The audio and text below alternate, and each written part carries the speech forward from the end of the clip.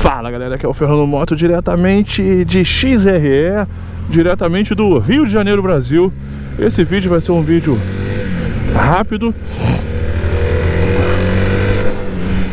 Vou fazendo algumas coisas que eu tenho que resolver na rua, tipo farmácia, médico, fisioterapia, tudo isso aí, galera. E agora eu tô indo pra Ipanema. O cara tá olhando pra baixo, taxista. Aí é complicado.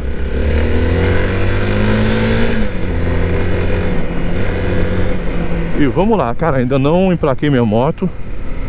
Ah, vou falar sobre um tema a pedidos, hein? Agora é um que eu me lembrei. É o seguinte, pediram pra eu dizer como que é a diferença de uma super esportiva, né, potente, né, 4 cilindros, para uma esportiva tipo de baixa cilindrada, tipo por exemplo, Ninja 300, Ninja 400, R3. Se dá pra andar de super esportiva tranquilo, de boa na cidade. Porque falam que aquece muito, enfim, que é muito desconfortável, tudo mais.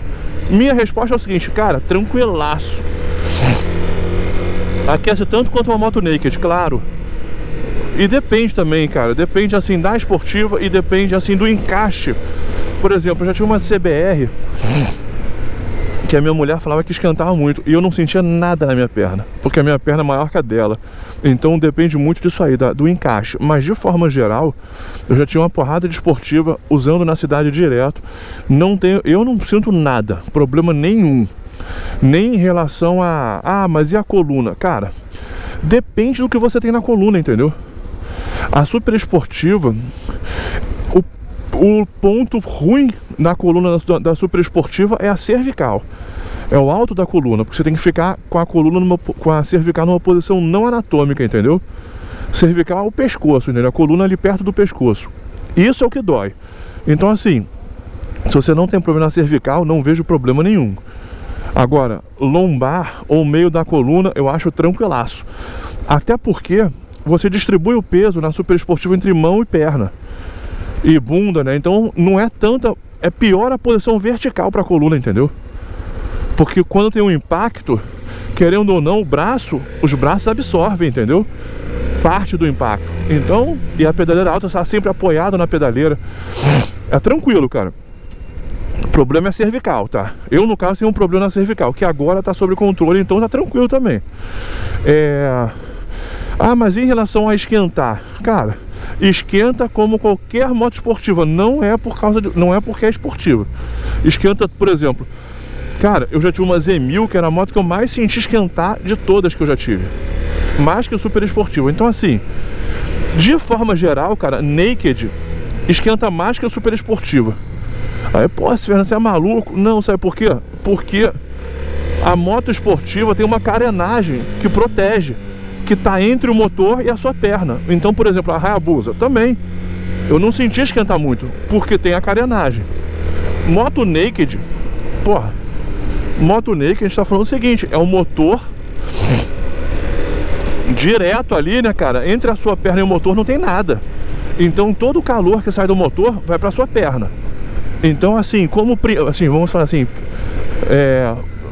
como padrão, vamos botar aí, como padrão, a pior moto pra calor é a moto naked, cara. Só pra vocês terem. E a melhor, no caso do calor, é a esportiva. Porque a esportiva tem a carenagem, é a que mais tem carenagem, entendeu? E é a que tem mais dissipação de vento também, entendeu? Que ela já é feita pra perforar, é outra parada, cara. Então assim, não vejo problema nenhum, galera. Esqueci agora quem me perguntou. Tô fazendo os vídeos a pedidos, né?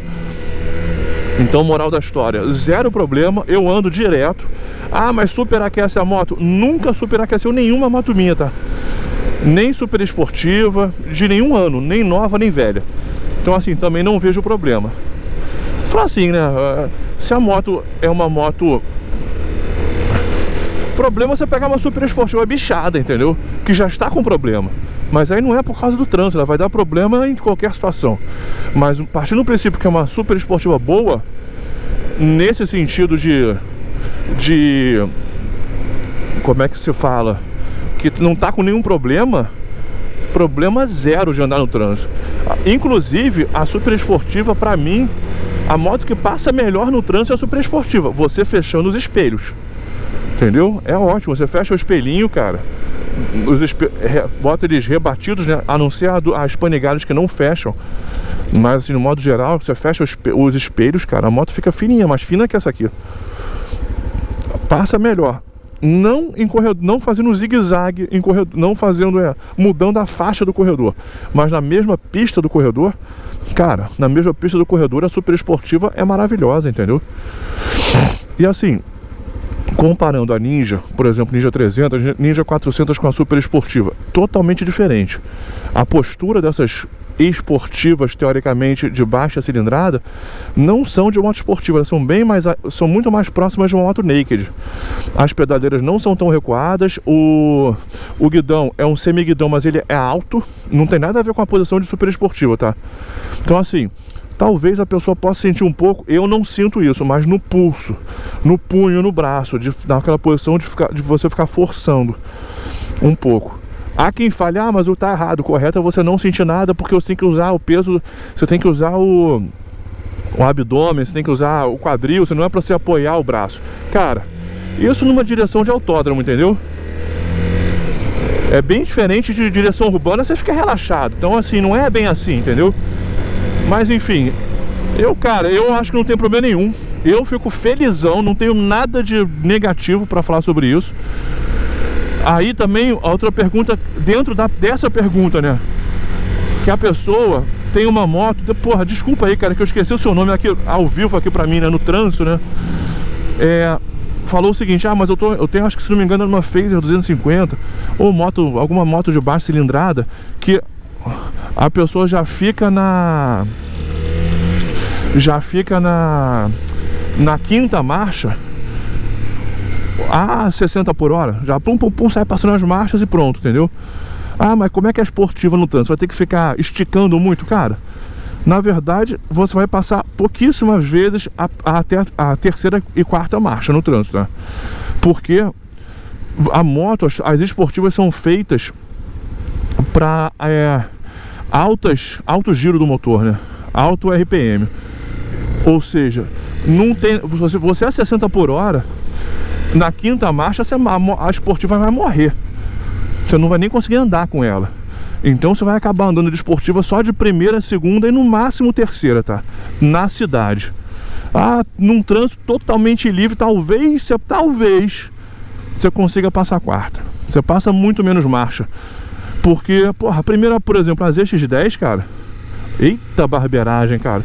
Pelo amor de Deus, né, cara? As ZX10, cara, pra você ter uma ideia, uma vez eu medi, na minha antiga, nessa eu não medi, mas deve ser igual, né?